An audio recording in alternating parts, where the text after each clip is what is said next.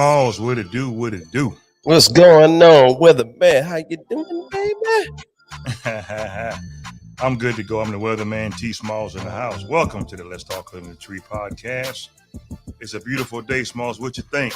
It's a beautiful day in the neighborhood, man. You best believe it. That's what I'm talking about. We have Miss Jannie on the line. How you doing? Good evening, gentlemen. It's going to be a great show, great topic. She's all the way from parts unknown. We're not going to discuss about all that. Right. Because I heard she might do something else, Smalls, if we do give her Maybe. location. Maybe. Yeah, with a name like Miss Jannie, I know that macaroni and cheese is good. Hell yeah. You talking about when you pull it out the pan, boy, the cheese You got that right. falling off. That type of good. Right.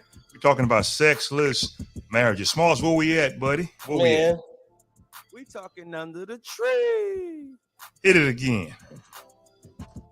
We talking under the tree. That's what I'm talking about. Yes, Smalls, sir. Show everybody some love. Oh yeah, definitely gonna show everybody some love, man. Gotta do that. You know what I mean? Yeah, show somebody. There you go. Show everybody some love. One time for your mind, two times for your soul. I am the weatherman, T Smalls in the house. With Miss Jannie, we talking about sexless marriages. That's sexless marriages. Is it old folks? Is it young folks? We're going to find out in a second. See you in 33 seconds. Kingpin Music.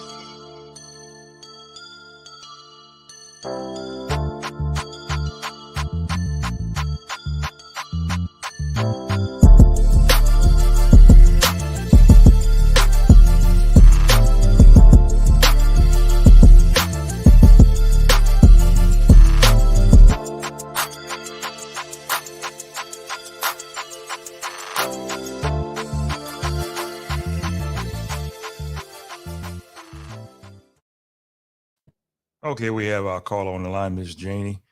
She's going to give her rendition of things she went through in her life about sexless marriages. Smalls, have you ever heard of anything like this before? Man, have I? It's a lot of people living like that right now today, man. It's crazy. I heard of old people. You know, that's the common denominator. Well, but I've never heard of young folks. I mean, from what I understand, it has no age limit whatsoever. I'm just saying. Yeah. Miss Jannie, what you got? When did this thing start with you? I know in previous conversations did it start at, I'm just going to throw an age 25 or what? I mean, what's going on? What happened to you? Originally it started out as like a punishment, you know, that some women do. We like to hold out. Right. It started out like that. And then within about a year, I started noticing, wow, nothing's happening. You know, and when you talk about it, in the beginning, he was like, well, you cut it off. And that was that. But what I didn't realize is he had a medical condition. So it's like, even though I thought I was punishing him, it turned out I was punishing myself because he ended up getting sick. So you was, I think I'm hearing this right, you was punishing him holding back the cat.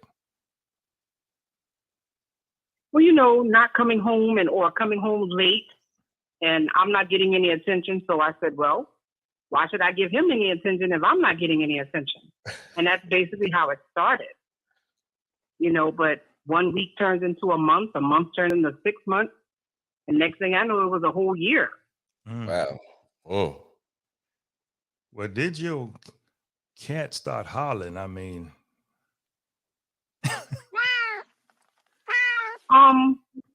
the first week he did because he felt like I was going to give in, but I didn't. I kind of stood a little firm because he was still not coming home or staying out late.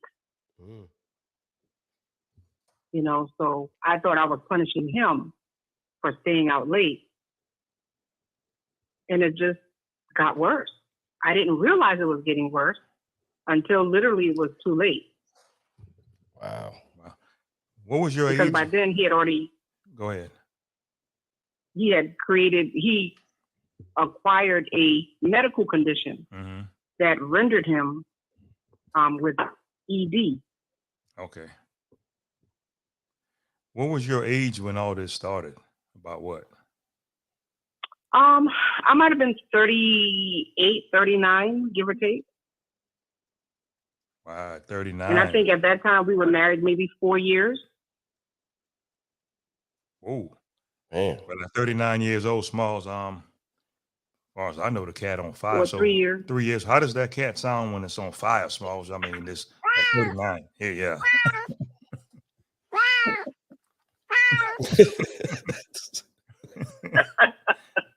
Because I've never heard of that.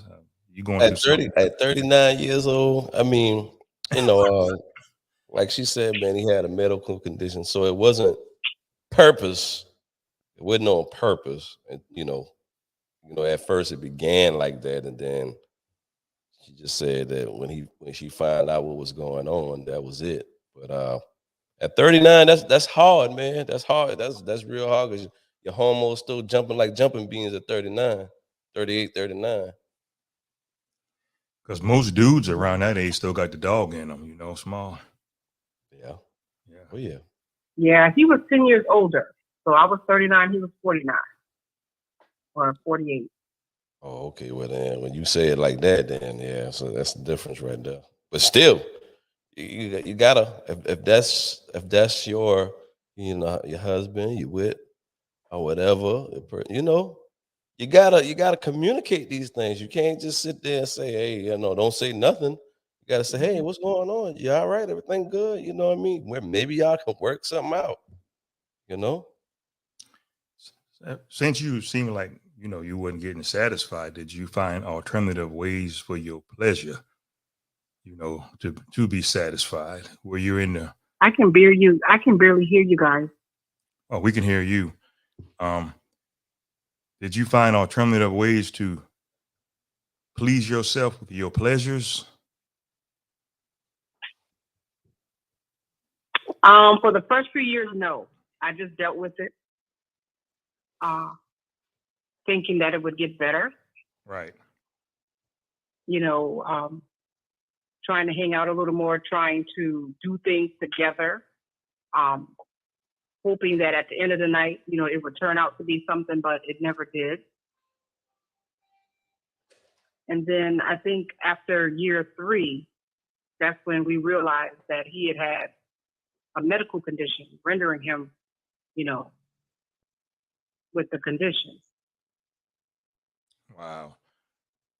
Man. Smalls, in a case like that, some women would want to kind of tip out a little bit or maybe think it, mentally, Yeah, I mean, but at the same time, man, it's still a situation that they both should discuss. I can understand from the man's point of view, man. He probably was a little bit embarrassed and didn't want to kind of like bring it to the table at first, but hey, that's what you're supposed to do. You're supposed to talk things out, Right.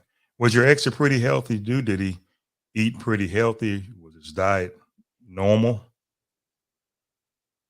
Yeah, I mean, somewhat, but what ended up happening, he got real sick and took him to the emergency room. And that's when we found out that he had diabetes. And the doctor explained, that diabetes, sometimes it affects a man's libido. And he asked him if he was having any problems. And he just kind of shrugged his shoulder. And I said, no, you need to be honest with the doctor and let him know, that you got a serious condition going on. And so the doctor was like, well, how long has it been since you've had intercourse with your wife? And he shrugged his shoulder. He said, I don't know. She cut me off. So I was like, wow. So now it's my fault. So I had to defend myself. Yes, I did cut it off. But after a while, I started noticing, he wasn't going to the bathroom as much. He was drinking a lot of water, but he wasn't going to the bathroom. His skin condition was, getting blisters. And, all of that is signs of diabetes. but he didn't want to admit it until he really got sick and had no choice but to go to the emergency room. And that's when they told us, yeah, he's diabetic. And he just didn't want to admit that he was having erectile dysfunction. Wow. Was that a big factor as far as the end of the marriage, the erectile dysfunction? That was part of it,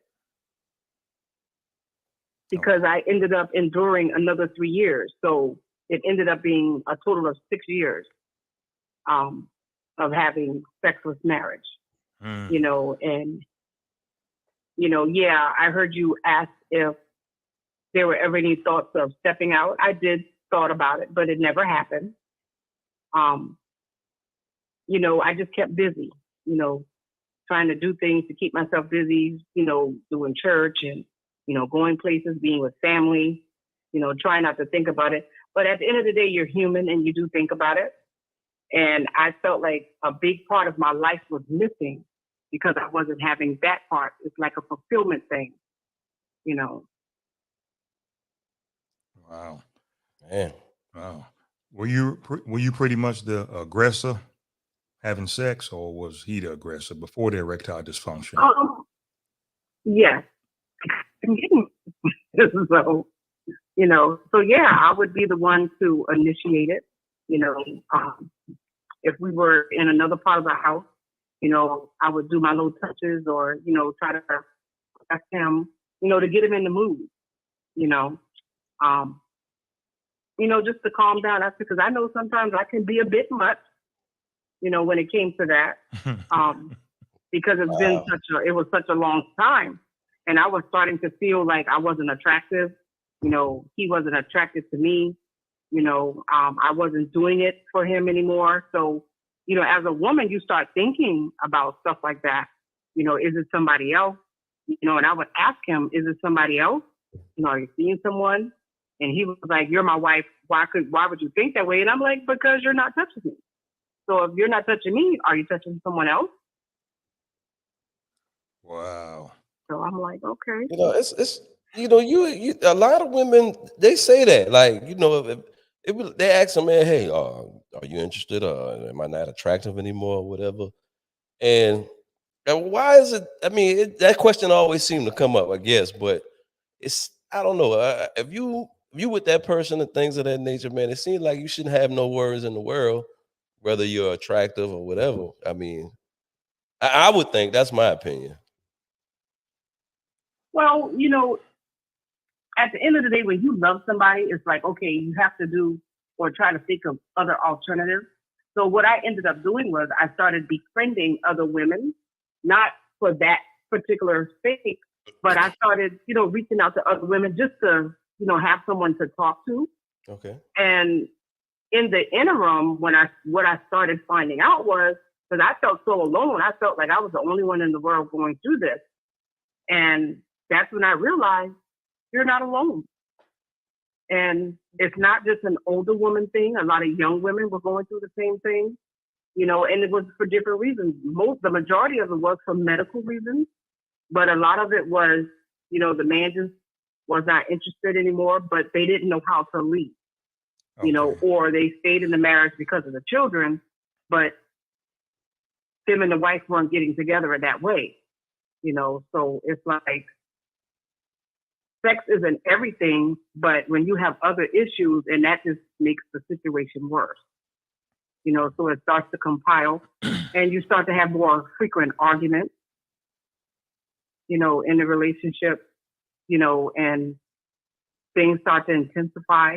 You know, you start to resent one another. And once I decided I had enough, I just had enough of it, you know.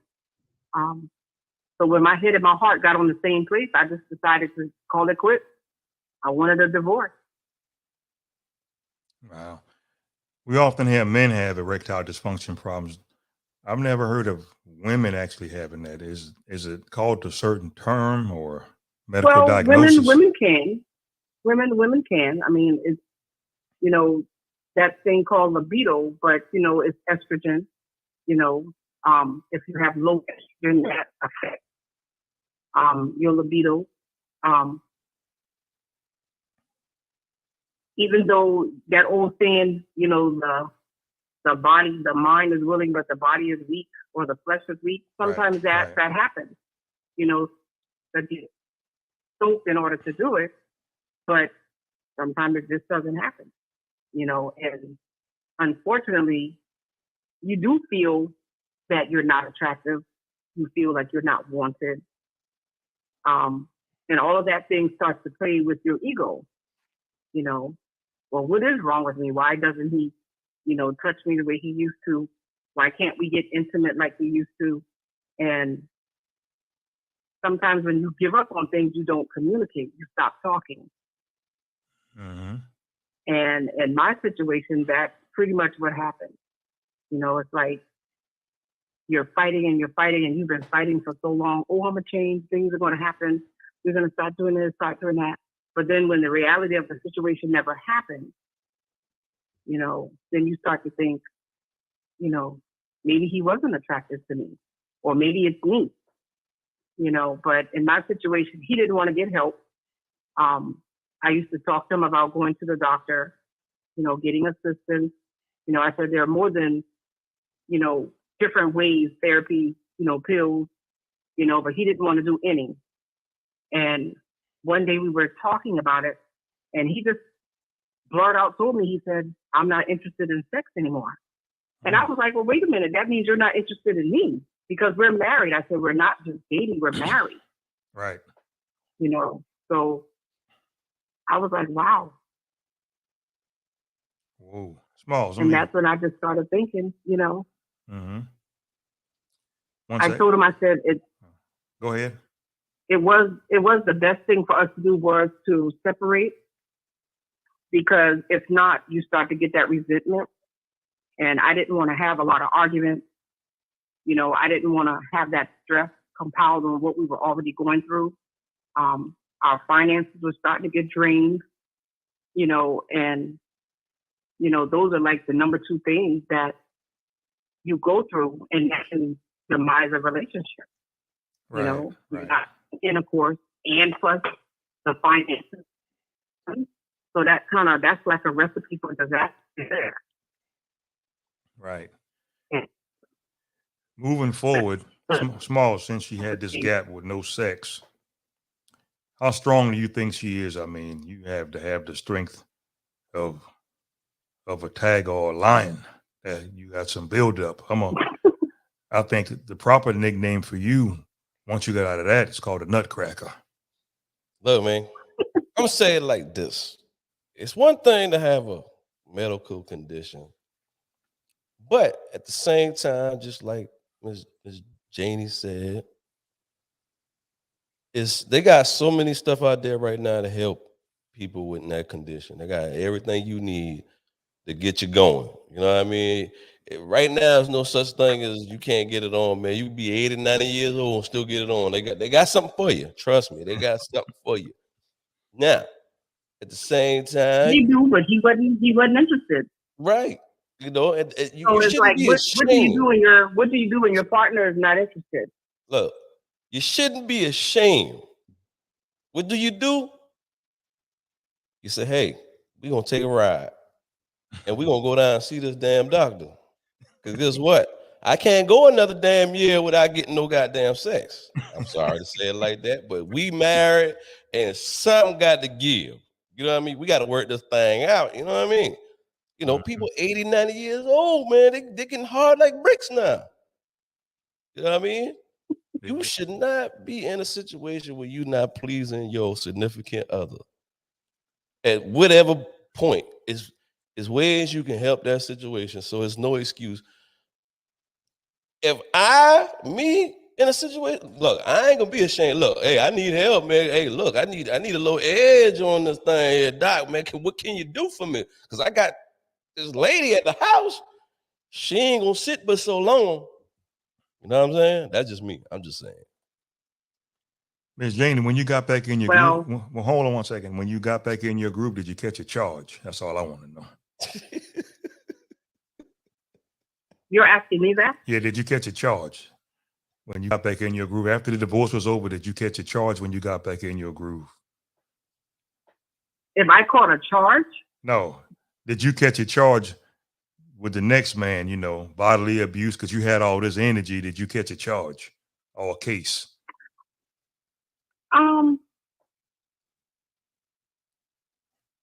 I'll say somewhat. Smalls. She was on fire. Would it sound like Smalls? I think the proper word was anxious. Okay. Yeah, after that, it's okay. I mean, you go through that. You entitled to feel that way or whatever, but it's okay, man. We are all humans, man. I got a question, man. I want to flip it up a little bit. I want to kind of flip it up. So when it's the other way around and say the man, he on fire, he ready or whatever, what would make a woman not want to have sex with their significant other in a marriage like that? Let's flip it up. What would make a woman say keep her man begging and begging and begging and baby, look, man, what's up? No, I'm tired. I don't feel like it. Now let's bump all of the medical. It's kind of the same thing. It may be medical, especially for a woman. If you have back issues, sometimes women that had hip surgery, things like that. It takes time. However, if the two people are willing, and that's the most important part. In my situation, he was not willing to do anything, so wow. If you have a partner that's not willing to go that extra mile for you, then it's like, what else do you do?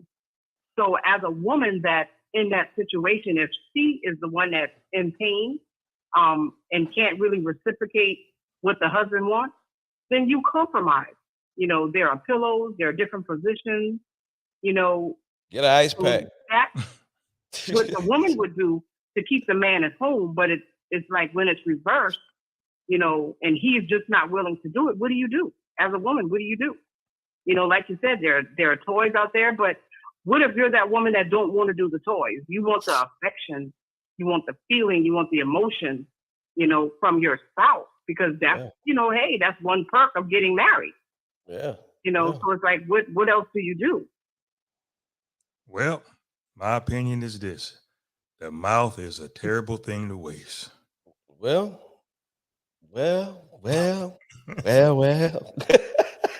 You can't keep your man barking like a dog, right, Smalls? No, you can't keep him like, you can't keep him like that, man. You're begging, hit it again. He begging. Yeah, man. You can't keep him. Yeah. Yeah. Once the dog gets barking. Yeah. Moving forward, are you guys friends to this day, or you guys don't speak? Say that again? You and your ex-husband, are y'all friends? No communication? I would say we're cordial. I mean, if I see him in the street, we'll speak.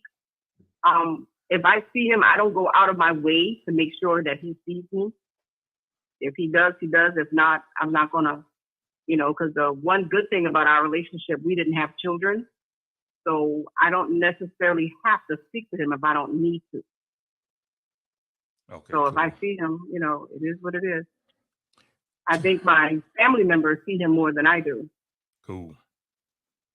The last thing I got, suppose he comes to you and say, Jannie, baby, look here, I got some work for you. And I done took care of that. I got something for you to come see about. I got plenty of work over here. What you gonna do? I'd probably slam the door in his face. Dang. And in the words of Miss Jannie, go play with your mama. Oh. Wow. Wow. Hey, you know what? She kind of rough, ain't she? Hey, I can feel her on that one, man. You come back after all these years. What you hold exactly. on, After all this time, it's like what happened, during your freedom that you couldn't give me together. What changed? And we did have that talk. And you know, when somebody constantly tells you that they're not interested anymore, it's like, why bother? So if he were to come back, I would give him the same treatment he gave me. Shrug my shoulders and like, I'm not interested. Well, suppose he sing to you, you know, go a little something like this. You'll never find a love like mine. Someone to love you like I do. Now what you gonna do? Slam the door in his face. Hey, and I was just about to say that. I said that door still gonna slam. Yep. You rough. But you live in your bed. No, but you know why? You know why I would do that? Because I'm gonna be honest with you. Even though I spent 6 years, you know, the last 6 years of our marriage with no intimacy, we didn't even have intimate conversations about anything. And when I asked him, you know, when we separated, I said, while we were going through our separation, I said, you know, let's start dating each other. You know, let's try to start over, you know, and rekindle what we had and see if, you know, maybe that would help. Mm-hmm. You know, and he told me, what do I look like dating my wife? Mm-hmm. So I was like, wow. So that kind of told me my answer. And after that, I stopped trying. I said, because when you're in a fight to try to win something back and the other person isn't willing to fight with you, what is the purpose in fighting if you're fighting by yourself? Well, you know, you're fighting a losing battle. You correct. Especially now, I'm gonna tell you, all y'all older men out there that want them young women. See, y'all know what y'all be getting into, boy, when y'all got them young women now. If y'all got a woman that's 10 years younger than me, you better have your act together now. I'm trying to tell you. If this woman talking to you, trying to reach out to you, whatever she trying to do to get the mood right, don't be so caught up in your old ways. You ain't paying attention now. That's right. Because Smalls, the cat never stopped whistling. Hit it. Nope. And that's true, because I spent the last year of my 30s and, you know, trying to, you know, make things work. Yeah. But now you're living your best life. We appreciate you for coming on here and telling your story. Smalls, what you think about that? Give her a round of applause, man. Yeah, man. Look, man. You gotta not just give her a round of applause, but everybody out there that's listening, we appreciate you. Yeah, it's a serious situation. Right. But I tell you what, it seemed like you got so much strength. Nobody wouldn't fight you all that backup and build up. You got like a dirt and, you know, filling a Tonka truck with dirt just on the construction site. All that strength, you strong. Let me tell you, it's a lot of women out there living that type of life right now, man. They just don't want to admit it, man. They acting like it don't want to affect them. But y'all out there, y'all out there. You ain't gonna say nothing, but y'all out there. I better stop that. And that's true, because for years I was in denial, you know, by keeping busy, you know, not really putting a lot of people in my business. It's real. I found a group of women. The same thing. I was like, you know what? I'm not the only one, but it's sad. Right. But I'm glad it seems like you're recovering, and that's a blessing. Full speed ahead. Yeah, there you go. Yes, that's what I'm talking about. The little engine that could. The little, I huff and puff and blow your house down. It is. There you go. Small, show her some love. Say a little prayer for the sister that for the rest of her life she won't have a sexless relationship or whatever she's in. I don't know. God, I thank you for Miss Jannie joining us tonight. Joining us tonight to share her story. Please bless her to continue to have an edge, you know, have sparks in her life from this day forward with whomever she may meet. Make sure that person, man, be the one that's rightly fit for her. In your name we pray. Amen. Amen. Amen. We appreciate you. I'm the weatherman, T. Smalls in the house. Miss Jannie, Sexless Marriage. Great topic. We love you. Smalls, one time for your mind. 2 times for your soul. And y'all stop having them sexless marriage out there, boy. Do something about it. There's too much technology in this world not to get it on now. On here, get your man hotter than a roll of quarters. Stop playing. All right. I'm the weatherman, T. Smalls out. You have a blessed night. See ya. Kingpin Music.